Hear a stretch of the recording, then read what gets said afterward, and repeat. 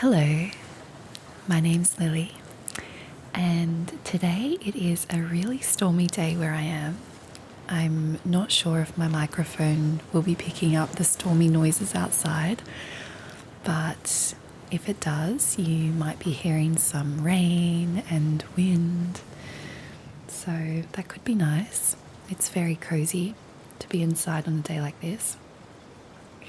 And today I thought I would do another very natural, soft-spoken video going through a couple or a few of my poetry books.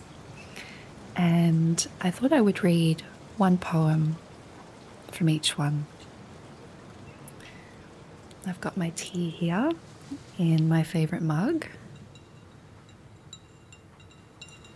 I have a collection of beautiful mugs like this, and when I was growing up, my mum was the type that saved nice things for special occasions, and I definitely see the value in that, in having some kind of ritual around special occasions and making them extra special by using things that you wouldn't normally use. But at the same time, I think using beautiful objects on a daily basis is such a simple way to make your day-to-day life feel more intentional and special. So I have these beautiful mugs that I've collected over a number of years, and I use them every day for my tea because I'm a massive tea drinker. So yeah, I think this one might be my very favorite though.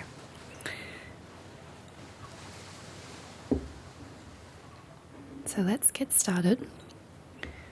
The books that I'm going to read from today are this one, which it's not exactly a poetry book actually, but you'll see when I start reading what it is.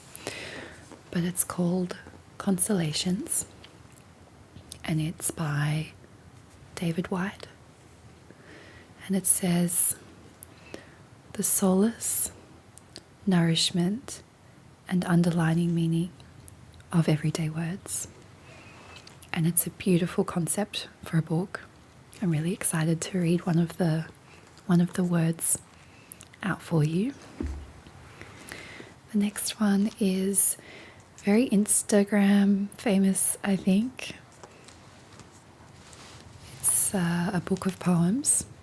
They've called the collection The Orange by Wendy because this is her most famous poem, I believe, that's gone kind of viral over the years.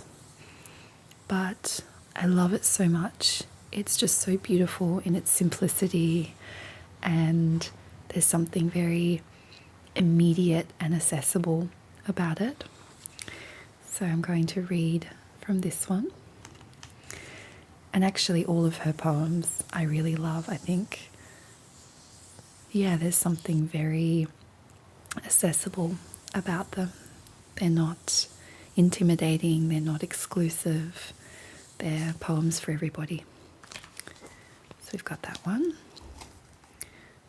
2, and then I've got Mary Oliver, such an amazing poet, and this is her collection, volume 1 of new and selected poems.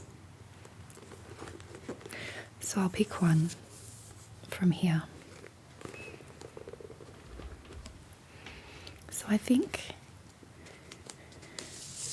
in the spirit of beginnings, I'm going to start with reading one of the mini essays from this, based on the word beginning, because I'm just beginning this channel and this is the beginning of this video.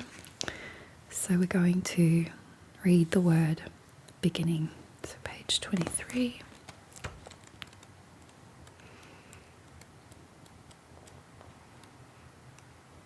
There we go.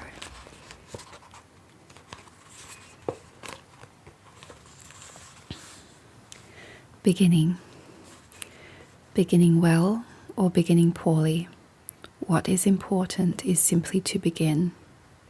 But the ability to make a good beginning is also an art form.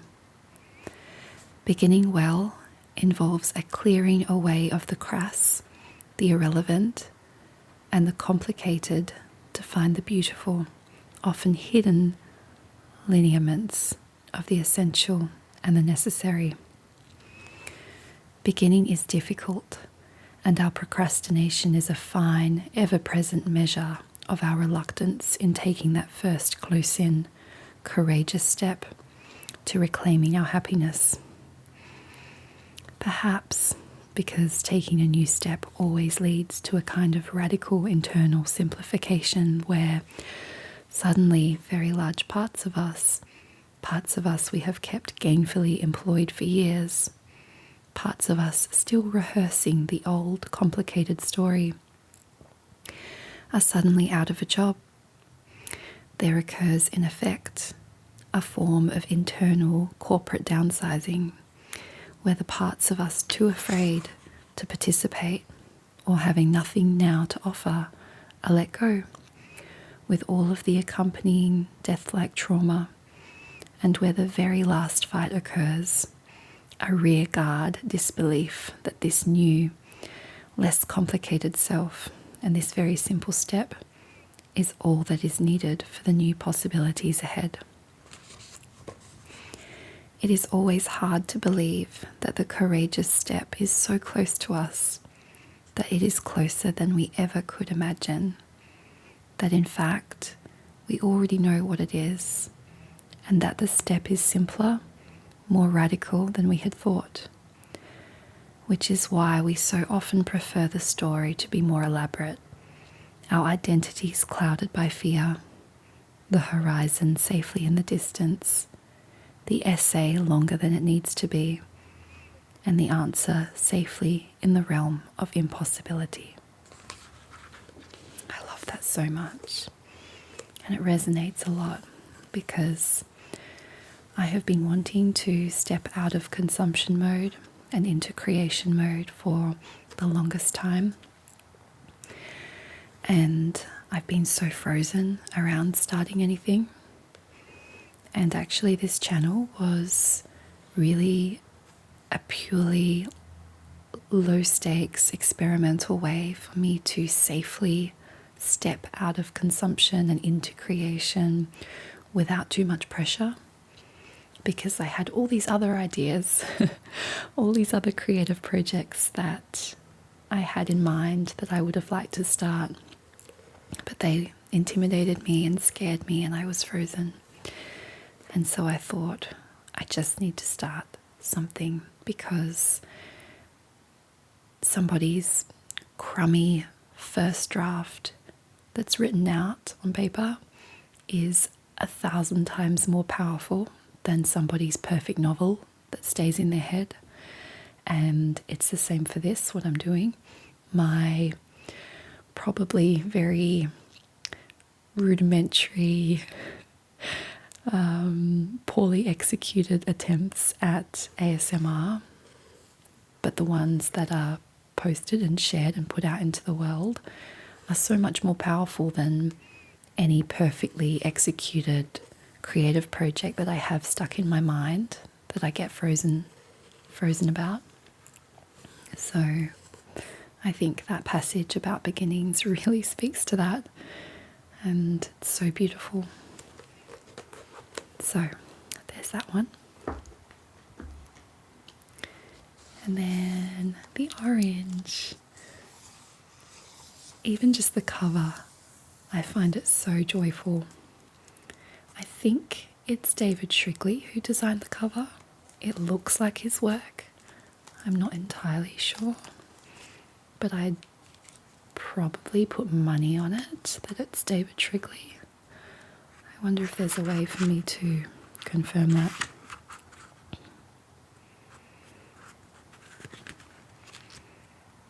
Does it say it here?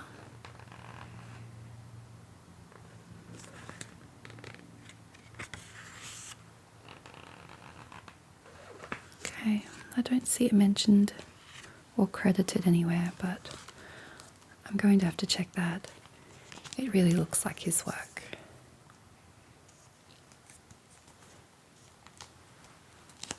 So,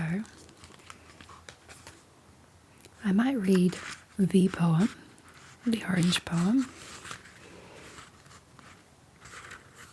It's on page 4.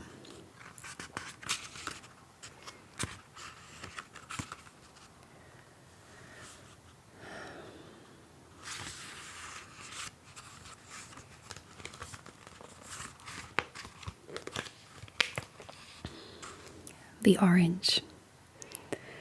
At lunchtime, I bought a huge orange. The size of it made us all laugh. I peeled it and shared it with Robert and Dave. They got quarters and I had a half.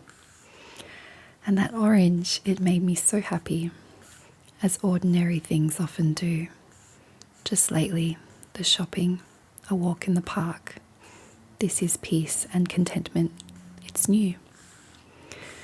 The rest of the day was quite easy. I did all of the jobs on my list and enjoyed them and had some time over. I love you. I'm glad I exist. There's something about that that always just puts a smile on my face. I love it so much.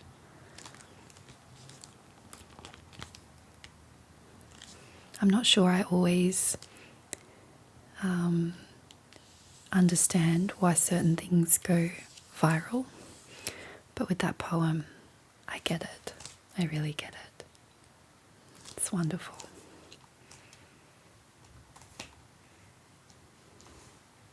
So there's that. And Mary Oliver. So let's have a look. Which one should I read? Oh, it looks like I've got a bookmark in.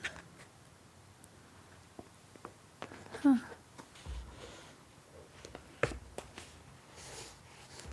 So pretty. I forgot I had this. It's like a little hummingbird.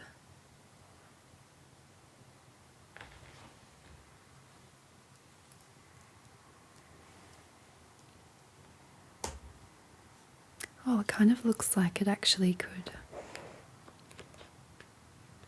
Does it slip over the page like? Maybe not. I thought maybe the page would slip in between here, but I don't want to bend anything, so I'm going to leave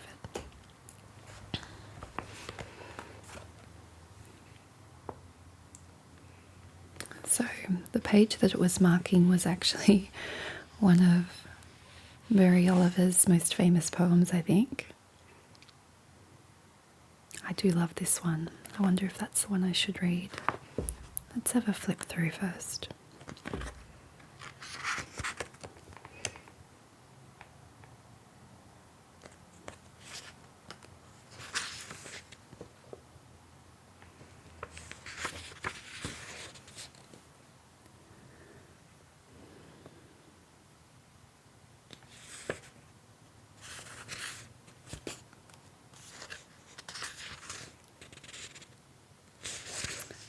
The sea. I wonder if that's the poem that I mentioned in my previous video. What page is it on? 172. Let's have a look. I'm going to keep Wild Geese out because I might come back to it. Let's have a look.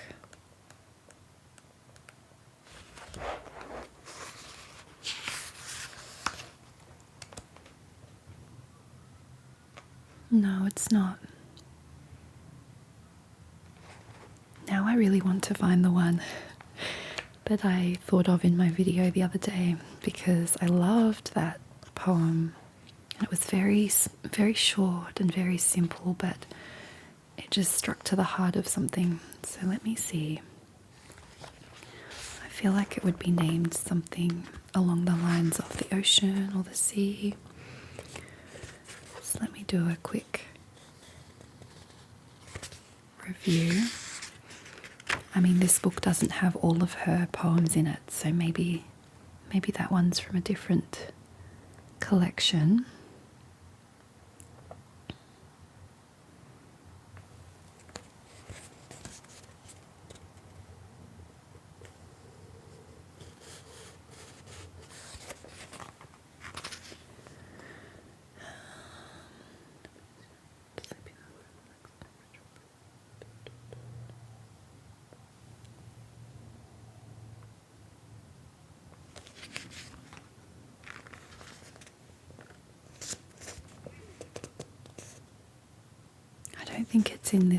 I don't think it's in this book.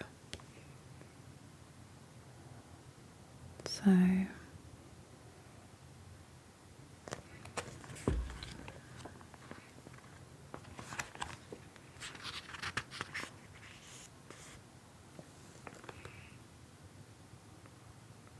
oh, now I'm torn. So I've come over this poem, The Summer Day, which is also one of her very famous ones. And the last lines are, I think, very iconic.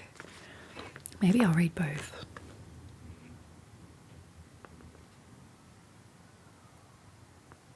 Let's start with Wild Geese. So, Wild Geese by Mary Oliver. You do not have to be good. You do not have to walk on your knees for 100 miles through the desert repenting. You only have to let the soft animal of your body love what it loves. Tell me about despair, yours, and I will tell you mine. Meanwhile, the world goes on. Meanwhile, the sun and the clear pebbles of the rain are moving across the landscapes, over the prairies and the deep trees, the mountains and the rivers. Meanwhile, the wild geese, high in the clean blue air, are heading home again. Whoever you are, no matter how lonely, the world offers itself to your imagination, calls to you like wild geese, harsh and exciting, over and over announcing your place in the family of things.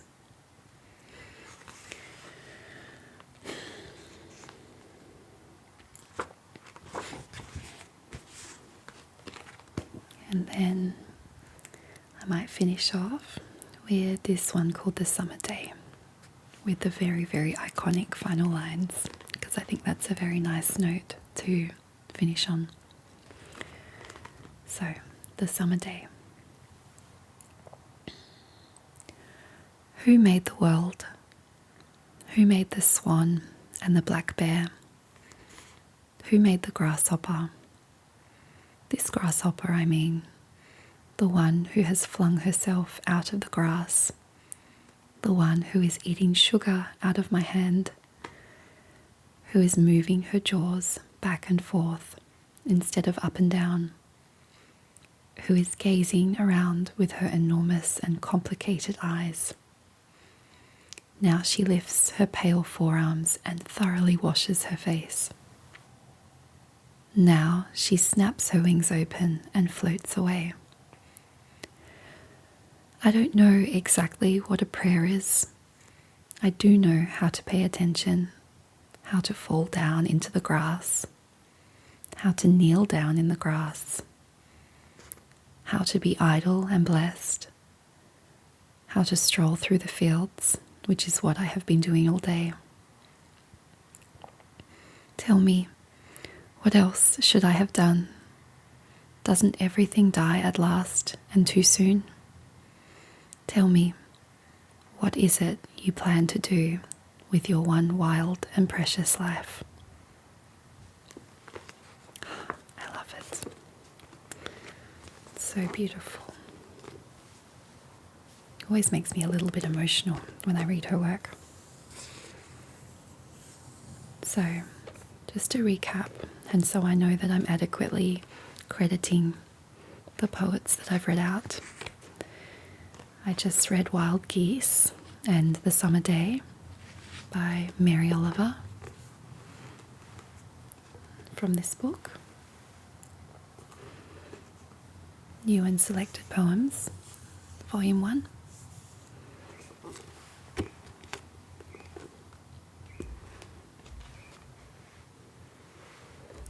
And then I read for you The Orange, That Little Pop of Joy by Wendy. Love that one too.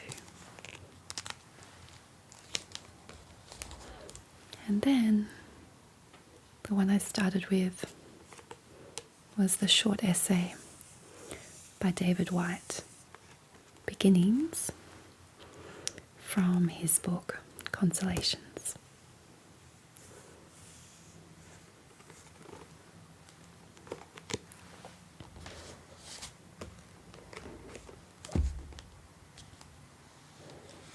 So I'll leave it there for today.